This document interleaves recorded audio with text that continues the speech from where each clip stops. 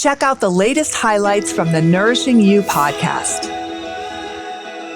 I tend to find that for women who are ready to get pregnant or want to get pregnant, once they make that decision, that's it. Like there's no stopping it, right? Like you're on the track and you're not gonna back down from it.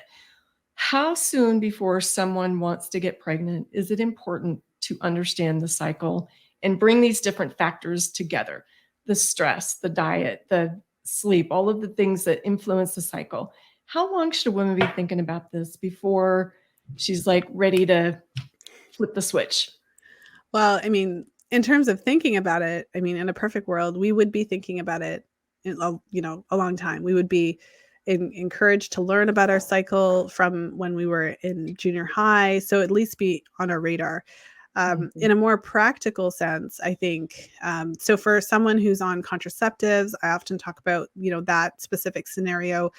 That's a whole other conversation, but the short version of it would be that if you're on a hormonal contraceptive, something that is suppressing your ovulation, then when you're ready to conceive it, in my experience and what the research would suggest is that there is this a temporary period of subfertility. So it does make sense to really consider incorporating a transition period into your plans so that you're planning to come off of those contraceptives, anywhere from 6 months to a year before you're ready to start to conceive. And that would mean that you would have to, switch and, use a non-hormonal barrier type method of birth control for a period of time. So that would be one scenario where I would say, that would make a lot of sense.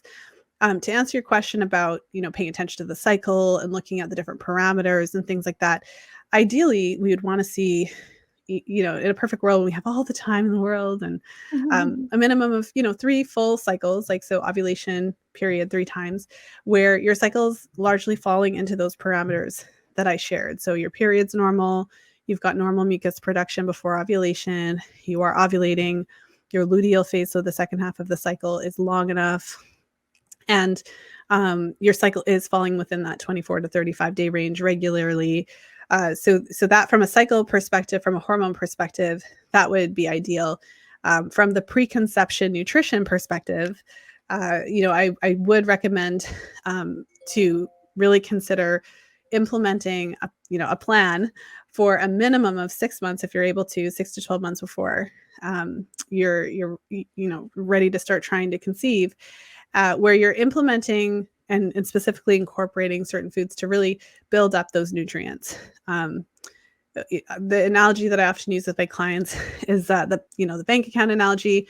So when you're preparing for a pregnancy, you have the opportunity to fill that bank account. But once you are pregnant and you then, have said baby and you begin breastfeeding, all that happens in that period of time is withdrawals. When you're growing a human being, that's a very nutrient dependent process. And there's arguably no other time in your life where you're going to require as much nutrition as when you're growing another human.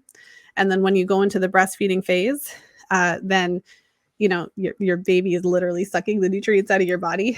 And so in my experience, a lot of my clients postpartum are depleted. If they're doing nutrient panels, they're getting their nutrients checked, hormonal profiles. Often this is a time when we are really deficient in things like iron and B12, folate and vitamin A and iodine and vitamin D. And so if at all possible, I think that period of time, 6 to 12 months before you're ready to conceive, get your partner on board too, because he's half of the equation, and really focus on nutrition for that time. If you enjoyed this short episode, check out our full library on our NAMP YouTube channel, where you can catch up or learn more.